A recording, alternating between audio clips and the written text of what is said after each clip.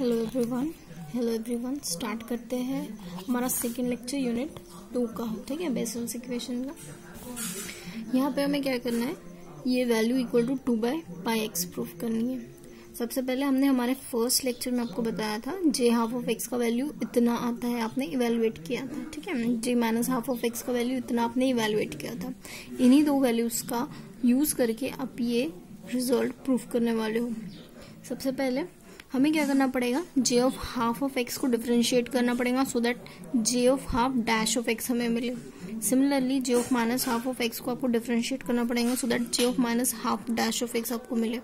ये वैल्यूज मिलने के बाद आप जस्ट एलएचएस में पुट करोगे, एलएचएस को सॉल्व करने के बाद आपको आरएचएस मिल जाएगा। ठीक है, प्रोसीड करते हैं हमारे प्रूफ की तरफ। तो on differentiating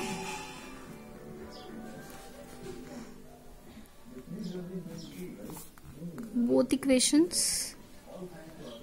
with respect to x। ठीक है, with respect to x हम डिफरेंशिएट करते हैं तो ये वैल्यू हो जाएंगे जे हाफ डैश ऑफ एक्स। ठीक है, इसे फर्स्ट फंक्शन कंसिडर कीजिए, इसे सेकेंड फंक्शन कंसिडर कीजिए। ठीक है, तो ये वैल्यू क्या रहेंगी, first function as it is, differentiation of second क्या हो जाएगा cos x। ठीक है, फिर second function as it is, differentiation of 1/√x। 1/√x का डिफरेंशिएशन आएगा हाफ माइनस 1। ठीक है, दैट मीन्स ये वैल्यू होगी 2/πx cos x plus 2/π sin x minus half x to the power -3/2। ठीक है, इसे हम लिख सकते हैं 2/πx cos x माइनस ये √2 अगर हमने 2 को √2 इंटू √2 लिखा तो वैल्यू हो जाएगी 1/2π into x to the power -3/2 sin x।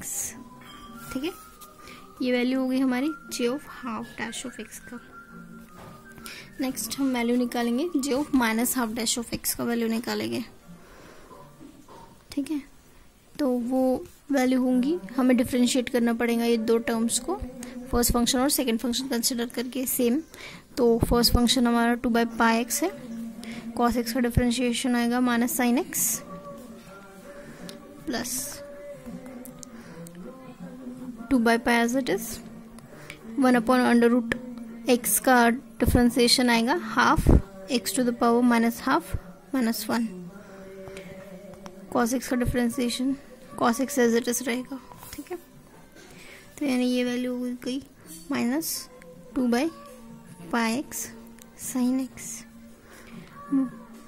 Minus 1/2π x to the power -3/2 cos x। ठीक है, हमें जस्ट वैल्यू पुट आउट करनी है एलएचएस में। देयरफॉर एलएचएस हम कंसिडर करेंगे, LHS is equal to J of half X dash J of minus half X minus J of minus half dash of X J of half of X. ठीक है, आपको value put करनी है। J of half dash of x का value क्या है, 2/πx cos x plus 2/π sorry minus है ये minus 1/√2π x to the power -3/2 sin x। J of minus half X का वैल्यू है 2/πx cos x माइनस, अब ये value J of minus half dash of x का value है -2/πx sin x minus x to the power -3/2 cos x upon 2π। ये आएगा value J of half of x का value है under root 2/πx sine X. ये value multiplied होगा, ठीक है। हम ब्रैकेट ओपन करेंगे तो ये वैल्यू हो जाएगा 2/πx, यहाँ पे आएगा cos x का स्क्वायर माइनस ये वैल्यू होंगी 1/√2π into 2/πx x⁻³ sin x cos x। ये वैल्यू होंगी plus 2/πx sin square x plus 2/πx into x⁻³ 2/π cos x sin, ठीक है। अब ये वैल्यू जो है वो कैंसिल हो जाती है, ठीक है। टोटली हमारे पास वैल्यू क्या आएगी 2/πx, ये दोनों कॉमन निकलता है cos square x sin square x, तो ये वैल्यू 1 होती है cos square plus sin square x, तो ये value 2/πx plus sin square x is equal to 1, ठीक है।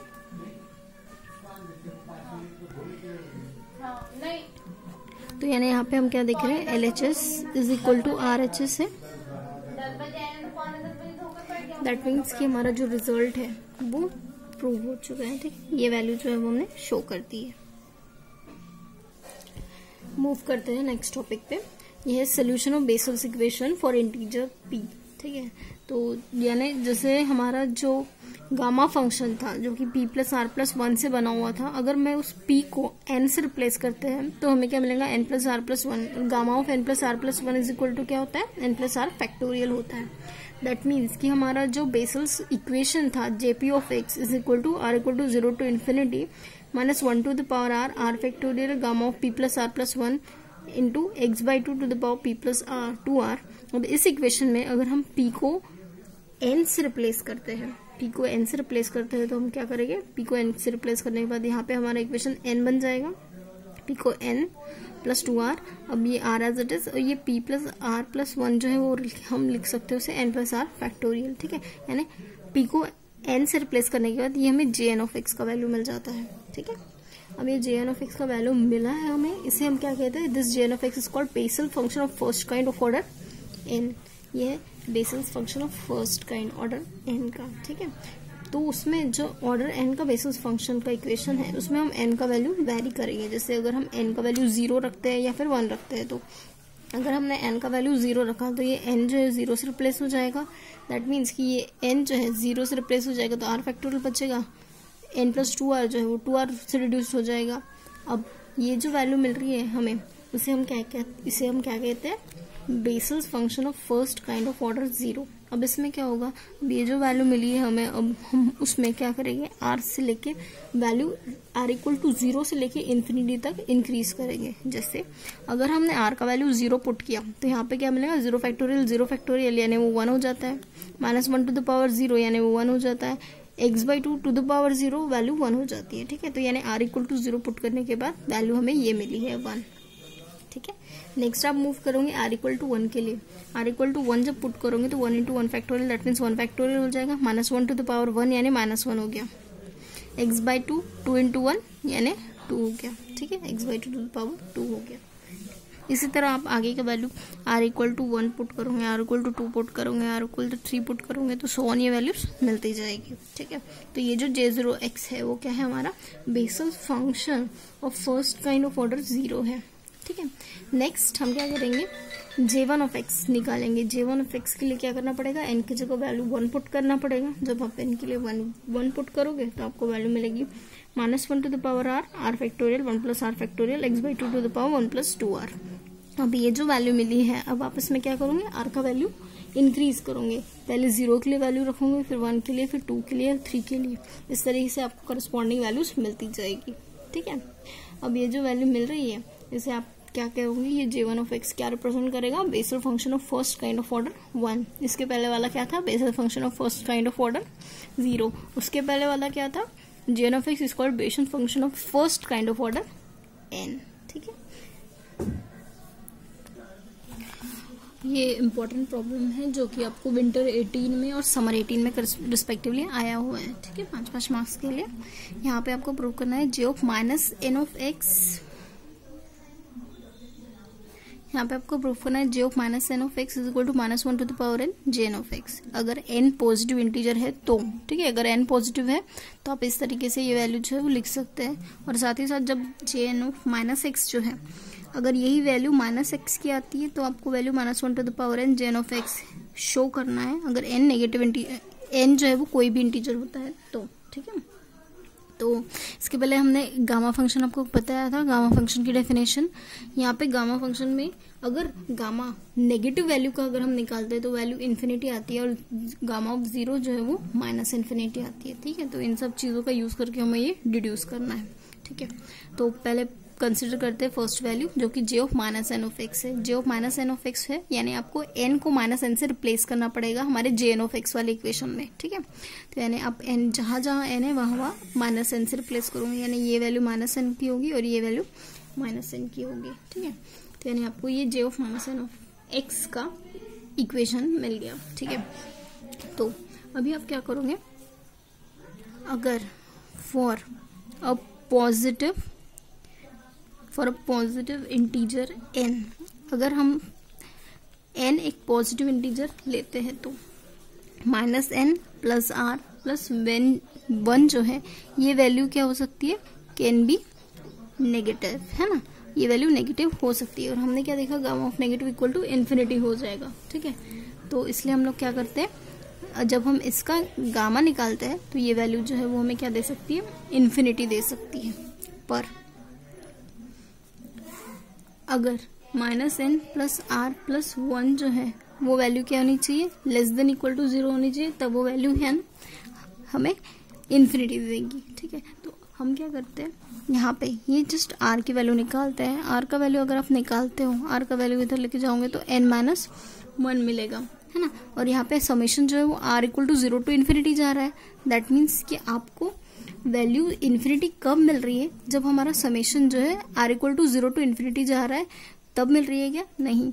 जब आपको r जो है वो कहाँ से जा रहा है, 0 से लेके n-1 तक जा रहा है, तब आपको वैल्यू जो है गामा की इन्फिनिटी मिल रही है, यानी -n प्लस r प्लस 1, तब ये वैल्यू आपको इन्फिनिटी मिल रही है। किसके लिए, r equal to 0 to n-1 के लिए। ठीक है, इन वैल्यूज के लिए आपको वैल्यू इन्फिनिटी मिल रही है, यानी r इक्वल टू 0 से n-1 के बीच में 1 gamma of -n plus r plus 1 ये वैल्यू क्या मिल रही है, 0 मिल रही है। ठीक है, यानी ये जो समेशन है वो समेशन क्या होने वाला है, ब्रेक डाउन होने वाला है। समेशन जो है वो क्या होने वाला है, ब्रेक डाउन होने वाला है। कौन से इसमें ब्रेक डाउन होने वाला है, r इक्वल टू 0 से लेके n-1 में, क्योंकि 0 टू n-1 में डिफरेंट वैल्यू देगा हमारा समेशन, और साथ ही साथ r equal to n plus n, r equal to n से लेके इन्फिनिटी तक ये वैल्यू जो है वो डिफरेंट देने वाला है। ठीक है, ठीक है, ठीक है, r equal to n to infinity के लिए दूसरा वैल्यू देता है जो कि होगा 1/r factorial gamma of -n plus r plus 1 x/2 to the power -n plus 2r। ठीक है, यहाँ पे -1 टू द पावर r आएगा, हमने एज इट इज वैल्यू लिख दी है।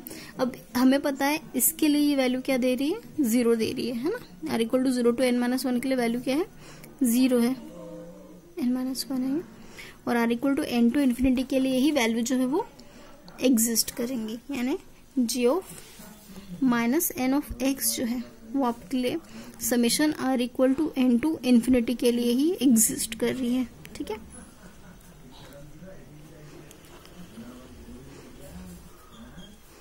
Upon r factorial gamma of -n plus r plus 1। ठीक है, अब आप इसमें एक छोटा सा चेंजेस करोगे, कुछ सब्स्टिट्यूशन करोगे। जैसे अगर आपने ये वैल्यू ले ली किसकी, आर की value, R is equal to N plus S, ये आप सब्स्टिट्यूशन कर रहे हो, आर का value R equal to N plus S substitute कर रहे हो, ठीक है। तो अब इस वैल्यू में क्या होगा, जब आर इक्वल टू एन कब होगा, जब एस का वैल्यू 0 हो, और आर जो है वो इन्फिनिटी कब होगा, जब हमारा एस जो है वो इन्फिनिटी होगा तब, ठीक है।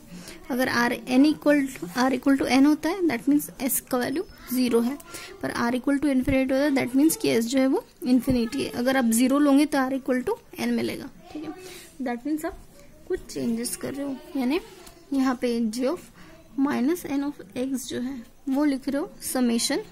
अब आर इक्वल टू एन कब हो रहा है, एस इक्वल टू 0 के लिए, दैट मीन्स एस का वैल्यू 0 हो रहा है।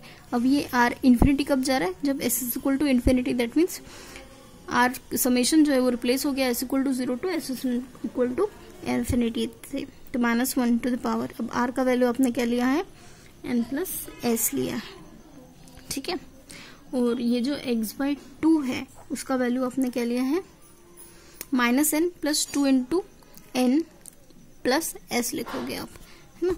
यानी ये क्या होगा, -n प्लस 2r, r का वैल्यू क्या है n plus S, that means ये होगा 2n प्लस 2s, ठीक है, upon r factorial, that means n plus S factorial gamma of -n आपने लिखा, r की जगह वैल्यू आएगी n प्लस एस प्लस 1, ठीक है। आपने आर का वैल्यू सब्स्टिट्यूट किया, यानी J of minus N of X जो है वो क्या रहेगा, summation S is equal to 0 to infinity -1 to the power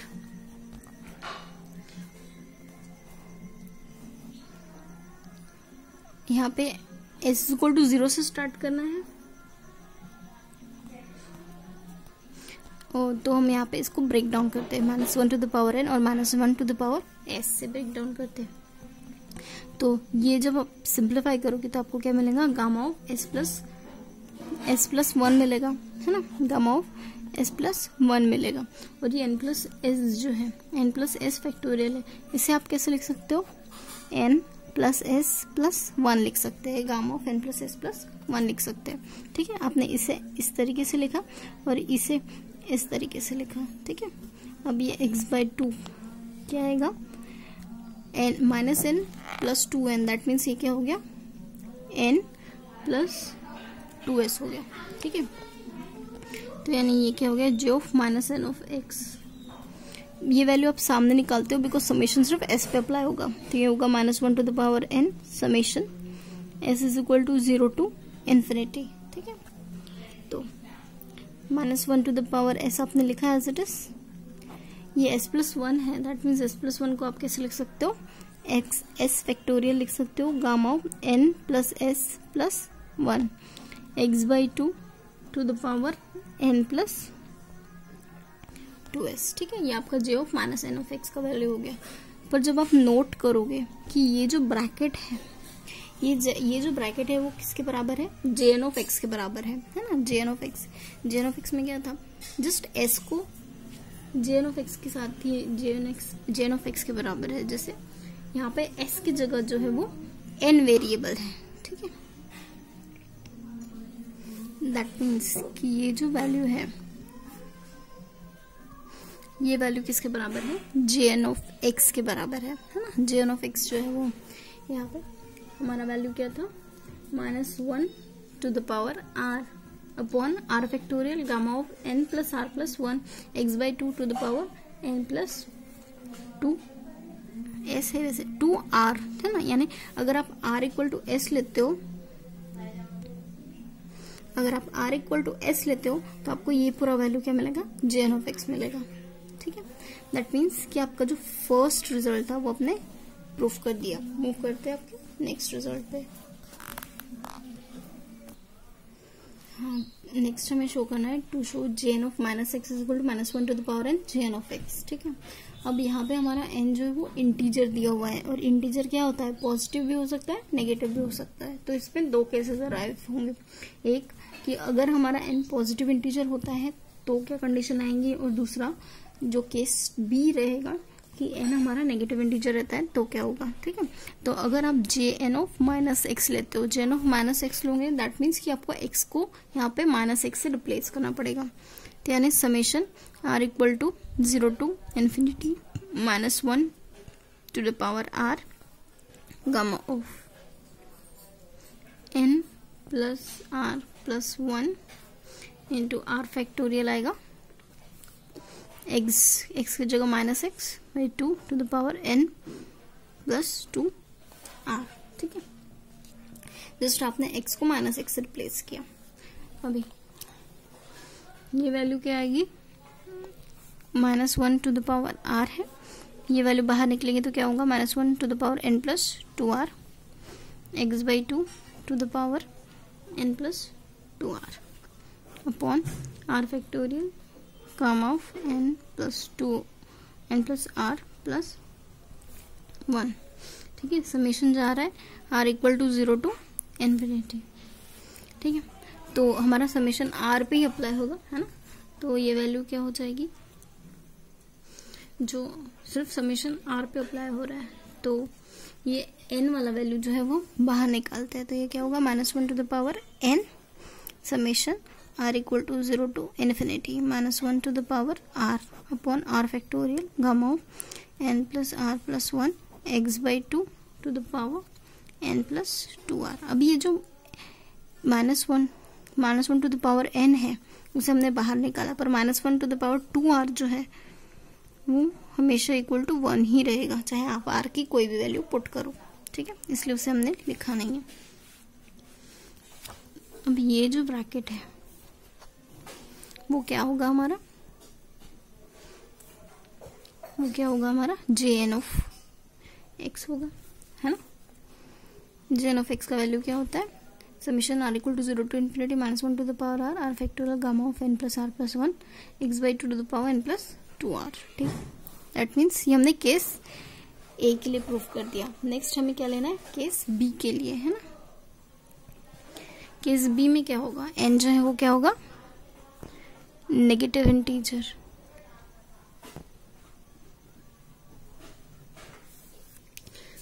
जब हमारा n जो है वो नेगेटिव इंटीजर होता है तो लेट हम n इज इक्वल टू क्या मानते हैं, -m, जिसमें m क्या है, पॉजिटिव इंटीजर है।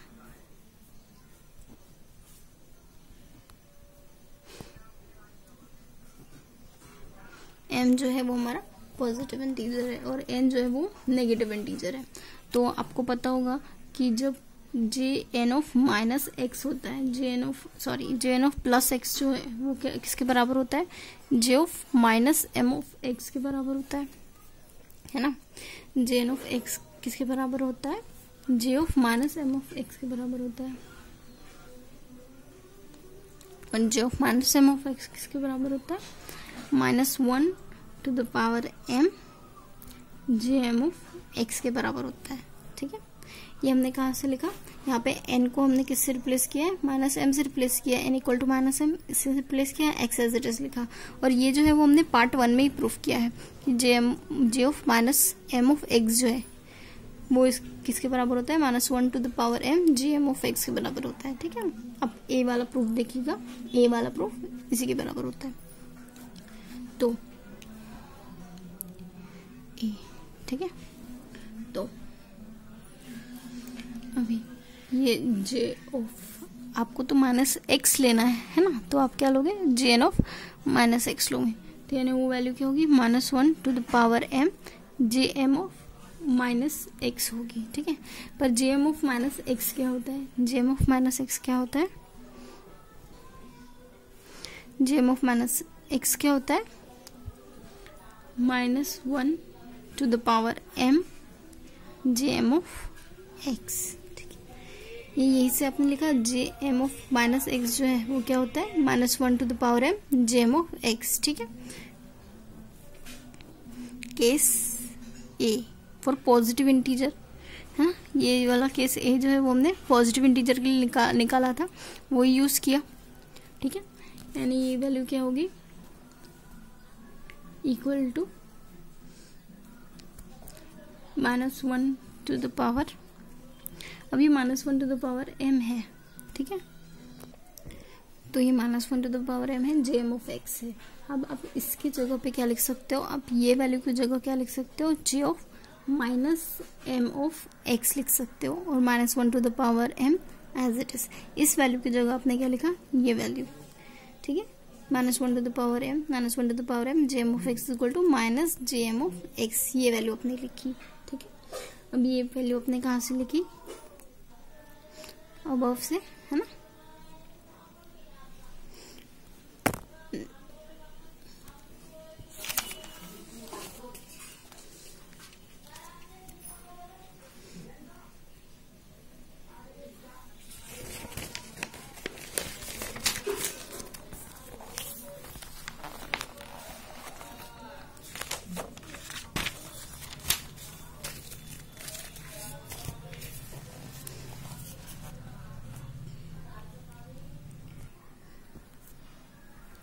ये वैल्यू जो है j of -m of x, वो क्या होंगी, -1 टू द पावर, ये वैल्यू जो आप क्या लिख सकते हो, -j of -m of x लिख सकते हो, ठीक है।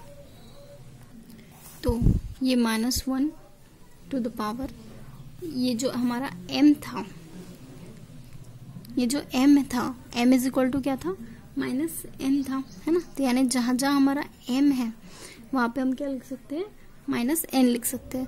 तो यानी माइनस ऑफ -n x लिखा, ठीक है, -1 टू द पावर -n लिखा। अब ये वैल्यू क्या होगी, j of n of x, ठीक है। अब ये -1 टू द पावर -n, इसका वैल्यू क्या होगा, -1 टू द पावर n ही होगा, jn of x, jn of -x, ठीक है। ये -1 टू द पावर -n क्या है, अब ये -n है, तो हम इसे कैसे लिख सकते हैं, -1 टू द पावर n लिख सकते हैं, है ना। तो यानी ये क्या होगा, 1/-1, है ना, टू द पावर n, यानी इक्वल टू क्या हो गया, -1 टू द पावर n। तो यानी आप इस तरीके से -1 टू द पावर -n की जगह -1 टू द पावर n ही लिख सकते हो, ठीक है। ये हमारा रिजल्ट प्रूफ हो गया नेगेटिव इंटीजर के लिए भी, ठीक है। मिलते हैं नेक्स्ट लेक्चर में।